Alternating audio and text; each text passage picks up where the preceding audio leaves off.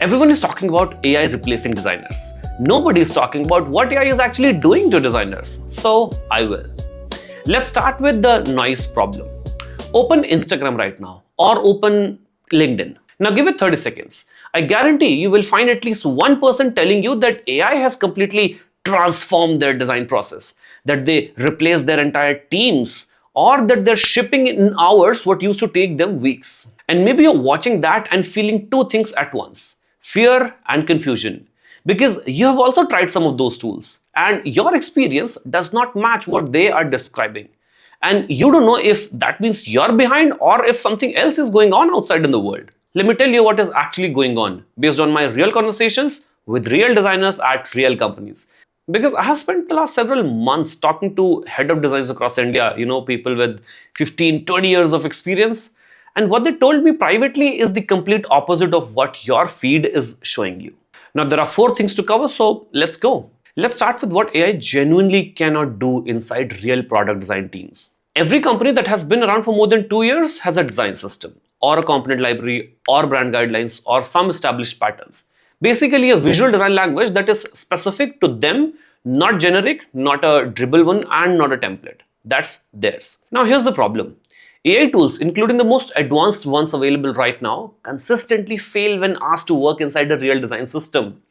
Designers who have tried feeding their entire component libraries to AI get layouts that are broken, outputs that are visually very conservative, results that are completely missing the nuances of their own brand. And beyond the design system problem, there's a context problem.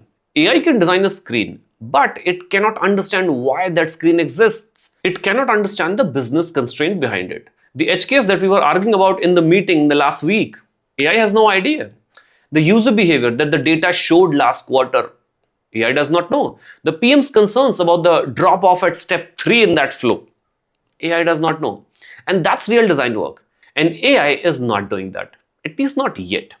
Anyone telling you otherwise is either lying or they have never done the real design work. Second, the observation that actually surprised me. When I started talking to senior designers, people who have been doing this for 15, 20 years, I expected them to be confident about AI, because they're experienced, they're in control, they're leading their teams. What I found instead was something completely different.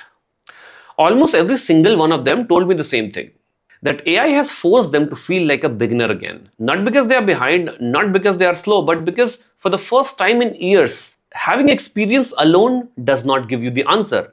The muscle memory does not apply to AI. The playbook that they have built over decades does not automatically tell them what to do with this thing called AI.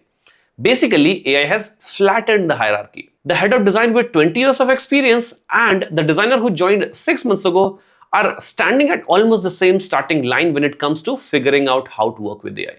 That has never happened with the industry. The third part, what are the things that you should actually be afraid of? And trust me, it's not AI. The real threat is not the tool. The real threat is the designer who picks up the tool with genuine curiosity, figures out where it actually works, integrates it into their workflow, and then starts delivering twice the output in half the time, while you are still debating whether AI is overhyped. And trust me, these people exist in your city, in your industry, possibly at your company.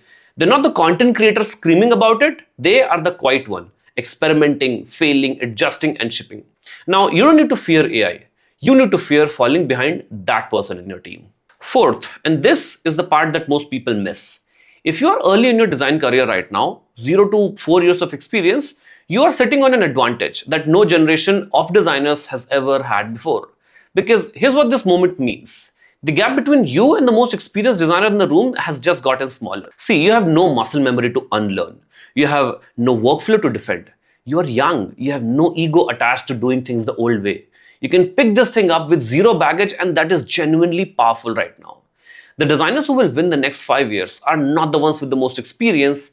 They are the ones who learn the fastest, who stay curious the longest, and who treat this moment as an opening line instead of a threat. Okay, so we have established what AI cannot do. We have also seen what it's doing to the most experienced designers. We know what to be actually afraid of, and we know why right now is actually an opportunity. But here's the question that nobody has answered yet.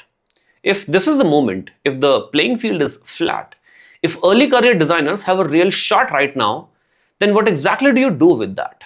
What is that actual step-by-step roadmap for becoming an AI-powered designer in 2026? Well, that is the next video. I'm going to lay out what skills exactly to build, in what order, and what tools will actually matter for a designer who wants to be genuinely dangerous with AI by the end of this year. Not just fluent, dangerous. So subscribe so you don't miss it. And if this video changed how you're thinking about AI, drop me a comment. Tell me where you are in your career and what part of this hit you the hardest. Trust me, I read every single comment.